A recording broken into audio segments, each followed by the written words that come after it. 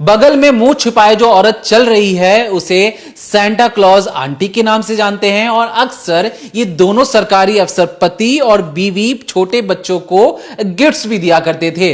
लेकिन हमें लगा कि जो मुंह छुपाकर भागे जा रहे हैं, रिपोर्टर जब सवाल दाग रहे हैं तो इनकी असली कहानी क्या है, इनका असली चेहरा क्या है। तो अब जब हम जांच पड़ताल कर रहे थे तो हमें इन दोनों मियां बीवी का असली जो तस्वीर थी हमारे हाथ लग गई और हमें लगा कि इस रिकॉर्डिंग क्राइम के जरिए आप तक उस तस्वीर को दिखाना सबसे जरूरी है। ये जो आप तस्वीर अब अपनी स्क्रीन पर देख रहे हैं ये सरकारी अफसर पति है। बताएंगे कि किस पद पर तैनात थे और क्या करते थे और किस तरीके से इन्होंने एक एक कर 34 बच्चों के साथ रेप जैसे घिनौनी वारदात को अंजाम दिया। इस पति के बगल में जो औरत बैठी है ये उसी सरकारी अफसर की बीवी है और मोहल्ले में इन्हें सेंटा क्लॉज आंटी के नाम से जाना जाता था। अब ये जो तस्वीर आप देख रहे हैं ये बहुत खुश नजर आ रहे होंगे, लेकिन वहीं पर इनकी जो हालिया जो तस्वीर जो सामने आई है जहां पर जज साहब को यह कहना पड़ा कि इन दोनों मियां बीवी को तब तक लटकाए रखो जब तक इनकी सांसें ना थम जाए, क्योंकि इन दोनों का इस समाज में रहना एक तरीके से बेहद गलत होगा, समाज पर दुष्प्रभाव पड़ेगा और इन्हें जितनी जल्दी हो सके इसे इन दोनों को इस दुनिया से रुखसत करने की जरूरत है। और तब जाकर एक ऐसा फैसला आता है कि इन्हें मुंह छिपाकर भागना पड़ता है। रिपोर्टर एक के बाद एक कई सवाल दागते हैं लेकिन उसका ये कोई जवाब नहीं दे पाते। किस तरीके से एक के बाद एक छोटे बच्चों के साथ रेप करते थे। छोटी सी मैं आपको एक कहानी बता देता हूं। जो बीवी है ये छोटे बच्चों से ये कहती थी, 5 साल से लेकर 16 साल की उम्र के बच्चों को शिकार बनाती थी। पहले ये कहती कि तुम मेरे साथ संबंध बनाओ, एक बीवी कह रही है। पति फिर उसी बच्ची या बच्ची के साथ रेप करता था। तो मतलब मियां बीवी दोनों ही हमाम में नंगे थे और ये चाहते थे कि जो सारा काम कर रहे हैं पूरी दुनिया देखे, क्योंकि अगर ये दुनिया देखेगी तो उन्हें मोटा मुनाफा मिलेगा। आस पड़ोस के लोगों को लगता कि तो बहुत भले और सज्जन इंसान है, इनके घर पर तो बहुत ज्यादा खुशियां रहती हैं, अफसर है, सरकारी नौकरी है, ये कोई गलत काम कैसे कर सकते हैं। फिर एक रोज यूपी पुलिस के साथ सीबीआई पहुंचती है और दोनों एजेंसियां मिलकर इन्हें कॉलर से दबोचते हैं और ले कर जाकर कोर्ट में खड़ा कर देते हैं और बताते हैं कि जज साहब ये वही दोनों मियां बीवी सरकारी अफसर पति और बीवी है जिन्होंने ऑन द रिकॉर्ड 34 बच्चों का रेप किया है। बीवी ने तो उन बच्चों के साथ गलत हरकत खुद पर करवाई, उसी बच्चों को अपने पति को सौंपा कि पति भी उस बच्चे का रेप कर सके।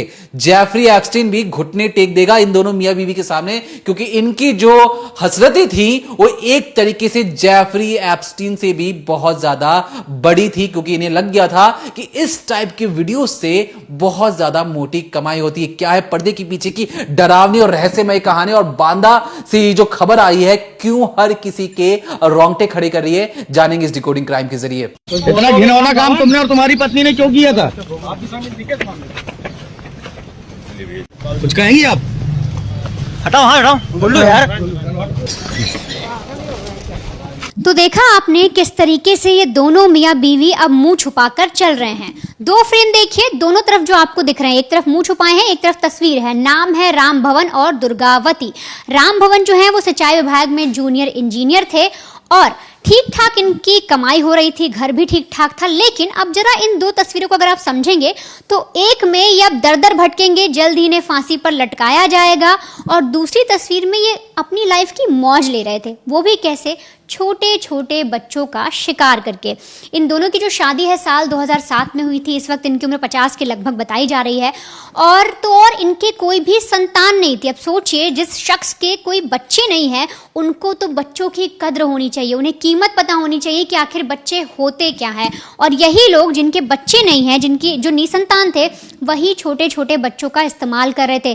सोचिए, जब कोर्ट रूम के अंदर जज सामने बैठे हुए हैं, वो इनकी पूरी कहानी सुन रहे हैं, इनकी वहशत की कहानी सुन रहे हैं, ये दोनों कटघरे में खड़े हैं, तब जाकर 74 लोगों ने गवाही दी थी और तब जाकर जो कोर्ट रूम है उसमें एक फैसला सुनाया गया और कहा गया कि इन दोनों पति पत्नी को तब तक लटका कर रखो फांसी पर जब तक इनकी जान पूरी तरह से निकल ना जाए। मतलब जज ने भी ये पुख्ता किया कि कोई भी गुंजाइश ना रह जाए, इनकी सांस अगर है तो 1% भी बचनी नहीं चाहिए।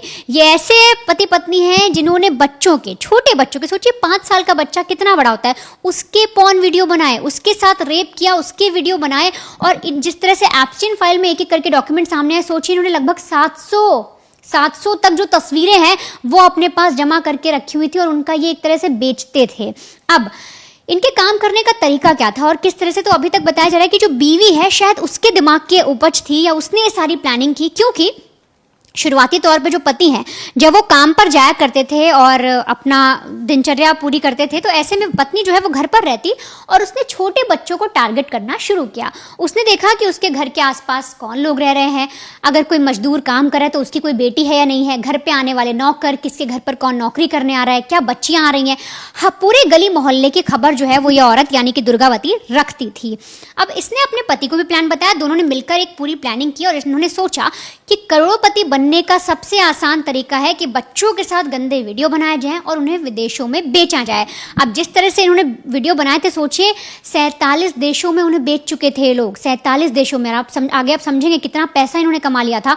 तो अब इन दोनों को लगा कि आसानी से, क्योंकि नौकरी से इतनी जल्दी तो करोड़पति नहीं बन सकते, लेविश लाइफस्टाइल भी नहीं जी सकते।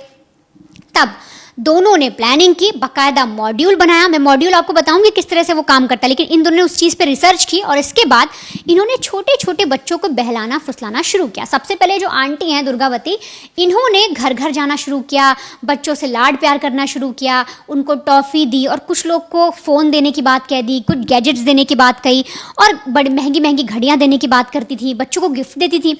अब ऐसे में परिवार के लोग को लगता कि बेचारे बूढ़े अंकल आंटी हैं, निसंतान हैं, बच्चों को प्यार लुटा रहे हैं और ऐसे में बच्चे भी उनकी तरफ अट्रैक्ट होते गए। अब इस महिला ने क्या किया है, जो दुर्गावती है, इन्होंने धीरे धीरे बच्चों को अपने घर बुलाना शुरू किया। अब जैसे आप यूँ समझिए एक बच्चा इनके घर आया, चाहे वो लड़का हो या लड़की, और उम्र ध्यान रखिएगा 5 से 16 साल के बीच ही रखते थे। अब मान लीजिए कोई 6 साल का बच्चा या बच्ची इनके घर जब आई तो इन्होंने पहले से कुछ खिलाया पिलाया ताकि बच्ची जो है वो गुस्सा ना करे, लड़ाई ना करे या कोई भी ऐसी चीज़ जो है वो घर जाकर ना बताए। इसके बाद ये उस बच्ची के कपड़े उतारते थे और उसके बाद ये जो महिला है, ये दुर्गावती है, ये उस बच्ची के साथ गलत हरकत करती थी और उस वक्त जो पति हैं राम भवन, वो वीडियो बनाया करते थे, बाकायदा उसकी वीडियोग्राफी करते थे। और इसके बाद ये पत्नी जब हटती थी तो अपने पति को भेजती थी और पति भी बच्चियों के साथ गंदा काम करते थे, उन बच्चों के साथ गंदा काम करते थे, यौन शोषण करते थे। और उस वक्त की जो पत्नी थी ये अपनी ही आंखों से देखती थी कि उसका पति उन बच्चों के साथ क्या करे और बाकायदा उसका वीडियो बनाया जाता था। अब वीडियो बनाने के बाद इनकी पहली बार इन्होंने जब वीडियो बनाया और इसके बाद इन्होंने आगे का काम प्रोसेस किया, तब इन्हें समझ में आया कि इस काम में बहुत पैसे, क्योंकि एक वीडियो से इन्हें इतने ज़्यादा पैसे मिल गए, लाखों रुपए इन्होंने एक झटके में कमा लिया सिर्फ एक वीडियो से।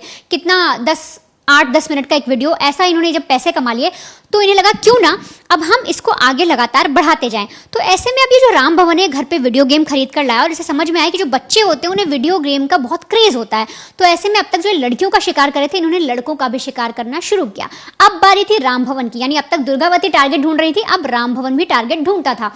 अब वो क्या करता कि वो जो बच्चे हैं, जो लड़के हैं जिन्हें वीडियो गेम खेलने का शौक है, 10-12 साल के बच्चे, उनको बताता कि मेरे घर में वीडियो गेम है, तुम अगर खेलना चाहो तो आ सकते हो। अब गली में ये लोग इसलिए फेमस थे कि अच्छे से बात करते हैं बच्चों से, बच्चों पर प्यार लुटाते हैं, तो जो बच्चे थे या उनके माँ बाप भी उन्हें भेज दिया करते थे।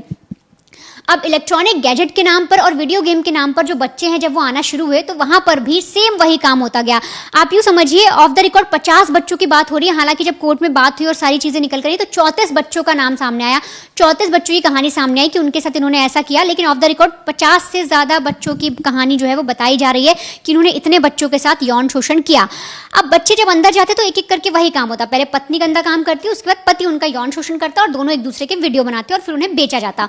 अब इस दौरान अगर कोई बच्चा रोता या उसे समझ में आता कि शायद उसके साथ कुछ गलत हो रहा है तो उसको महंगे महंगे गिफ्ट दे दिए जाते, उसको कुछ अच्छा खिला दिया जाता, उसको अच्छी घड़ी दे दी जाती या उसको बोलते कि देखो तुम रोज आकर वीडियो गेम खेल सकते हो हमारे घर पे, 1 घंटे तुम्हें बिल्कुल फ्री में मिलेगा।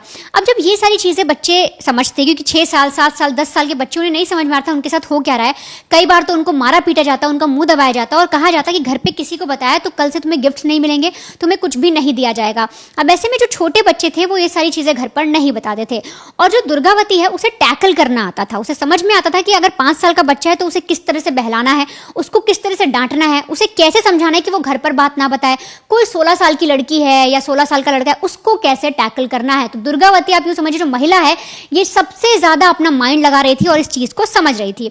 अब इसके बाद इन लोगों ने धीरे धीरे जो ये वीडियोस हैं पॉर्न साइट्स पे डालने शुरू किए, विदेशों में चलते चले गए और इनका पैसा आना शुरू हो गया।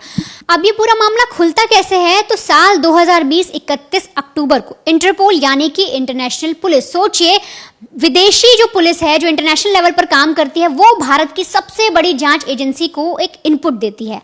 वो कहती है कि आपके यहाँ से, इंडिया से हमें पता लग रहा है कि शायद अलग अलग जगह पर, जिसमें ब्राज़ील है और ऐसे कई सारी कंट्रीज, अफगानिस्तान है, वहाँ पर छोटे बच्चों के पॉर्न जो वीडियो हैं वो अपलोड किए जा रहे हैं, वो बेचे जा रहे हैं और ऐसी हमें एक लीड मिली है।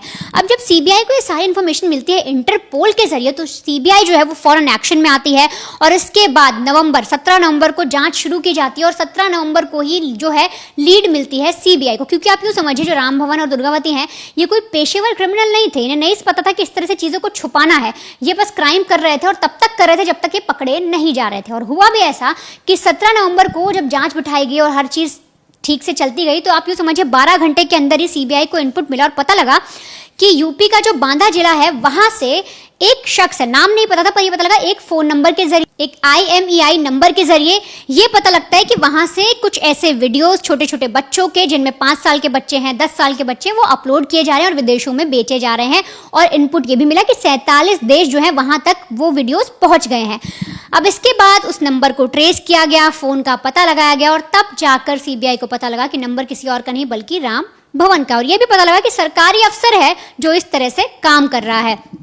अब फौरन दबिश दी जाती है और राम भवन को पकड़ लिया जाता है। लेकिन होता यह है कि जो पत्नी थी वो भाग निकलती हैं, उन्हें समझ में आ जाता है कि घर पे कुछ ऐसा हुआ है, पति अरेस्ट हो चुके हैं और ऐसे में जो पत्नी दुर्गावती है वो वहां से भाग निकलती है। अब ये सारी चीजें मिलने के बाद, ये सारे इनपुट मिलने के बाद जो पुलिस है वो अपनी व्यवस्था चाक चौबंद करती है। हर जगह आप यूँ समझिए दुर्गावती को ढूंढने के लिए पुलिस को भेजा जाता है और एक एक करके हर जगह पर जब शिनाख्त की गई, हर जगह पर जो इन्वेस्टिगेशन की गई, तब जाकर ये जो दुर्गावती है ये भी पुलिस की गिरफ्त में आ जाती है। आप एक बार सुनिए जो वकील हैं इस पूरे मामले के, जो देख रहे थे, उन्होंने कैसे बताया किस तरह से दोनों पति पत्नी की जो जोड़ी है ये पुलिस की गिरफ्त में आती है और इनका राज खुलता है। आज सीबीआई का एक फैसला सीबीआई की चल रही थी। दरअसल ये अक्टूबर 2020 से सीबीआई को एक इंटरपोल के द्वारा एक सूचना दी गई थी कि एक व्यक्ति 3 नंबरों से छोटे छोटे बच्चों के 7 से लेकर 18 से 20 के बच्चे हैं, उनकी जो है सेक्सुअल असॉल्ट करती हुई पूर्ण वीडियो बना करके उसको इंटरनेट पे लोड करना है।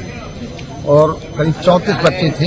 एक पेन ड्राइव भी सूचना देने वालों ने दी थी, जिसमें 34 बच्चों की वीडियोज थे और 679 फोटोज जो उसमें थे। उसको लेकर जब पेन ड्राइव मिला तो फिर केस रजिस्टर किया नई दिल्ली में सीबीआई ने, क्योंकि ज्यूरिडिक्शन यहीं का था, बच्चे यहीं के थे।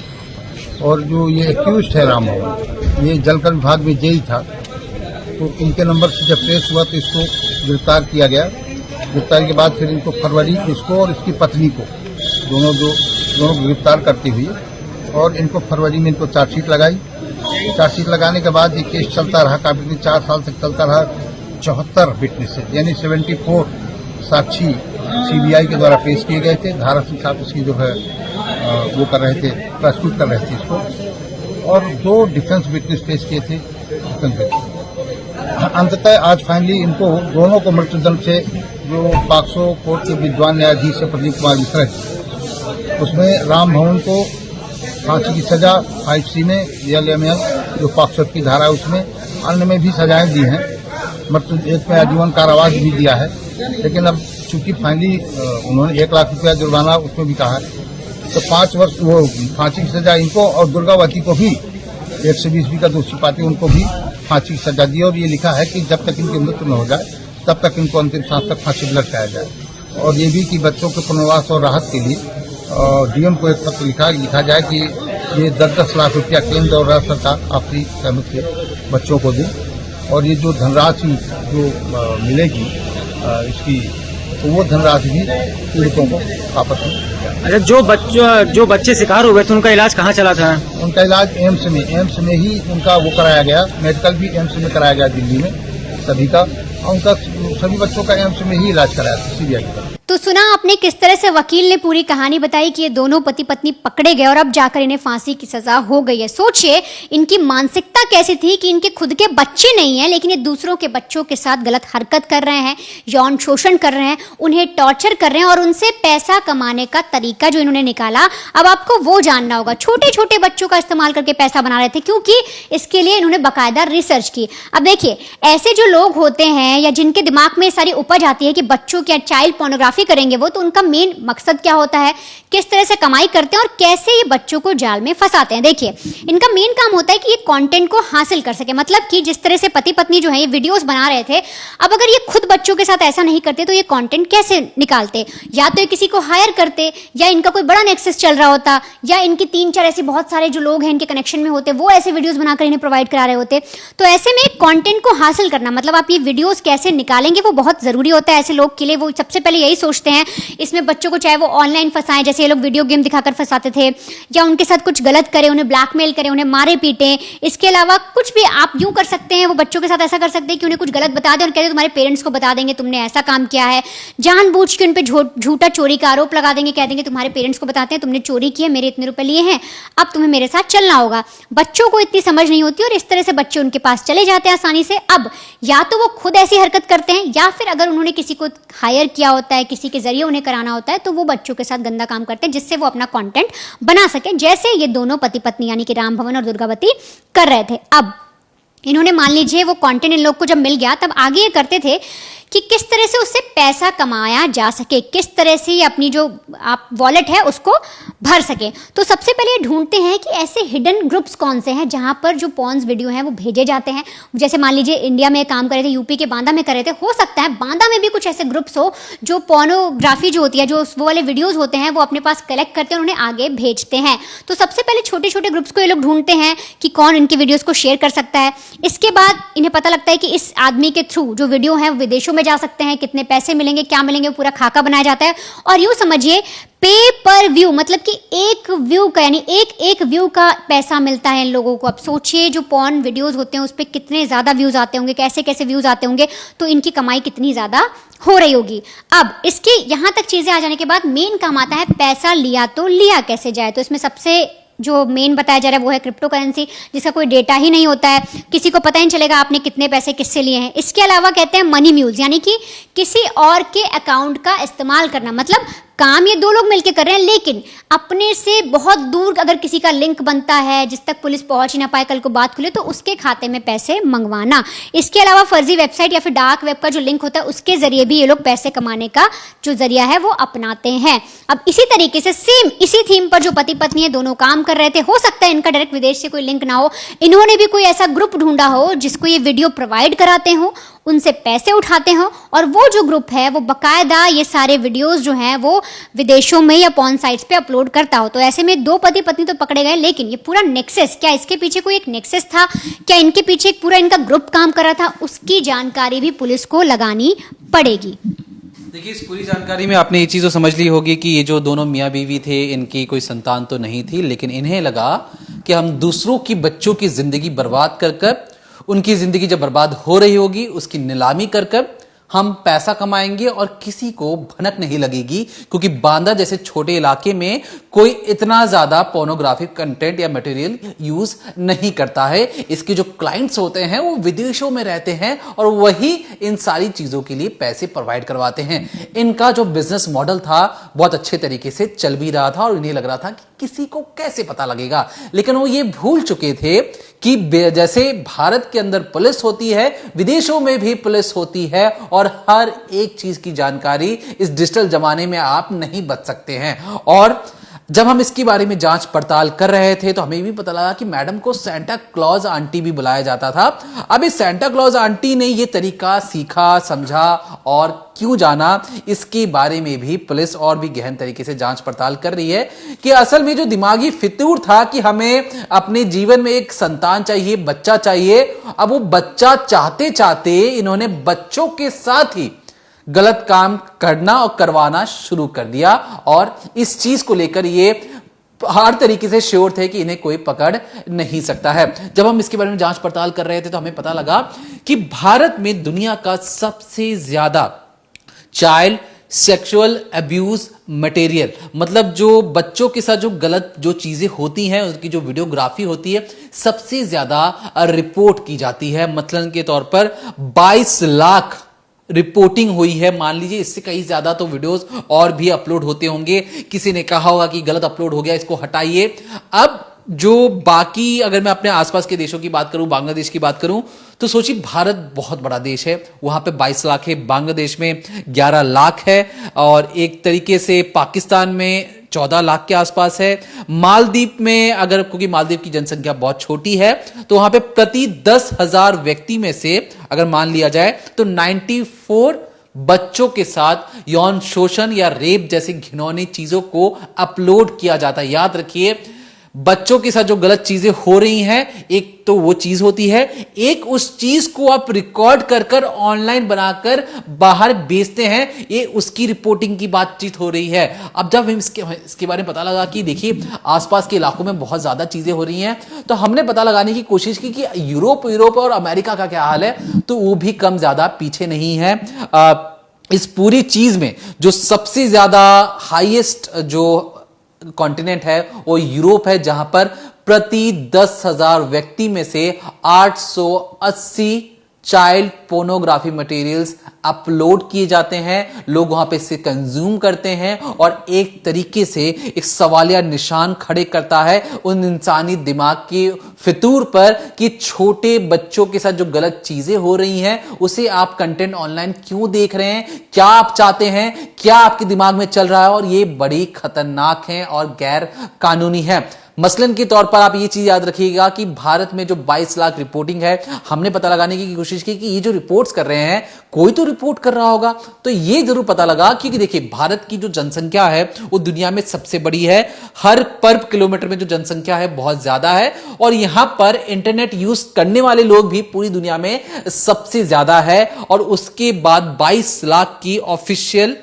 कह रहा हूं मैं बार बार, उसका डाटा आपके साथ बताया जाता है। बांग्लादेश सोचिए कितना छोटा देश है, वहां से भी अगर 11 लाख आ रहे हैं तो ये खतरनाक है। जब सारी चीजें हमें पता लगी तो हमें लगा कि ये तो दिमागी फितूर है, और ये जो चीज इतना बड़ा बिजनेस है, जिस तरीके से वनिता ने आपको समझाया, हर एक व्यू का पैसा मिल रहा है। अगर लाख व्यू हैं तो लाख रुपए हैं आपके पास, और इसलिए वो भी एक बच्चे के साथ। अब ये दोनों मियां बीवी क्या करते थे, एक ही बच्चे के साथ पहले बीवी वीडियो बनाती थी, फिर उसी बच्चे के साथ पति वीडियो बनाता था। एक बच्चे से कहीं से भी वो 3 से 4 लाख रुपए मुनाफा कमा लेते थे बिजनेस वीडियोस को अपलोड करके, और उस बच्चे के साथ जो होता था वो बच्चा ही समझता था, क्योंकि बच्चा डर के मारे अपने माँ बाप को भी नहीं बता पाता था कि बगल के अंकल आंटी ने उन्हें चॉकलेट और वीडियो गेम के बहाने उनके कपड़े उतरवाए और उनके साथ गलत काम किया। ये बच्चों का डर था। इसके बाद जब इसके जरिए हम पता लगाने की कोशिश कर रहे थे कि देखिए ये जो सारी चीजें हैं, ये जो मियां बीवी इनके जो मोडस ऑपरेंडी था, ये क्या करते थे कि मजदूरों के बच्चों को उठा लिया, या जो आस पड़ोस के बच्चे उन्हें उठा लिया। लेकिन जब ये सारी जांच पड़ताल आगे बढ़ रही थी तो हमें हमारे हाथ में एक सरकारी दस्तावेज लगा, जहां पर जो खुद संसद में एक बयान दिया जाता है, जो गृह राज्य मंत्री 2022 के थे, जिनका नाम श्री अजय कुमार मिश्रा है। उन्होंने बकायदा एक सवाल के जवाब में यह कहा कि देखिए बहुत सारे बच्चे गायब होते हैं और हर रोज हो रहे हैं, लेकिन हम इस डाटा में जो फुटपाथ पर जो बच्चे या लोग घूमते हैं या रहते हैं, अगर वो गायब हो रहे हैं तो उसकी कोई जानकारी सरकार के पास नहीं है। मसलन के तौर पर कि जो अमीरों के बच्चे गायब हो रहे, मिडिल क्लास के बच्चे गायब हो रहे, उसका डाटा तो सरकार के पास है। गरीब जो रास्ते में घूम रहे हैं, उनके बच्चों के साथ क्या हो रहा है, क्या नहीं हो रहा, खुद भारत सरकार के पास भी उसका डाटा नहीं है। संसद में खड़े होकर जब ये बयान दिया जाता है तो साथ में एक डाटा और भी दिया जाता है, जिसे हम कमेंट सेक्शन में पिन भी कर देंगे, जिसमें आप देखेंगे कि तमाम 28 राज्य, 7 union territories, state wise data है पिछले 3 सालों का, 2018, 19 और 20। संसद में 2022 में से खड़े होकर बताया गया, और टॉप नंबर पर था मध्य प्रदेश। 2020 में 14,553 बच्चे गायब हुए, 14,553। आप समझ रहे हैं नंबर कितना बड़ा होता है? नहीं समझ रहे होंगे तो मैं आपको बताता हूं, हर दिन 40 बच्चे गायब होते हैं, हर घंटे लगभग 2 बच्चे गायब हो जाते थे 2020 तक। उसके बाद का अब तक का डाटा नहीं आया है, सरकार ने उसे रिलीज नहीं किया है। तो ये बहुत ज्यादा डरावना है। सेकंड नंबर पे वो जो है वो है बंगाल का, वेस्ट बंगाल का, जहां पे 14,000 बच्चे फिर से यहां पे गायब हो रहे हैं। बिहार का जो नंबर आता है 12,000 के लगभग आता है।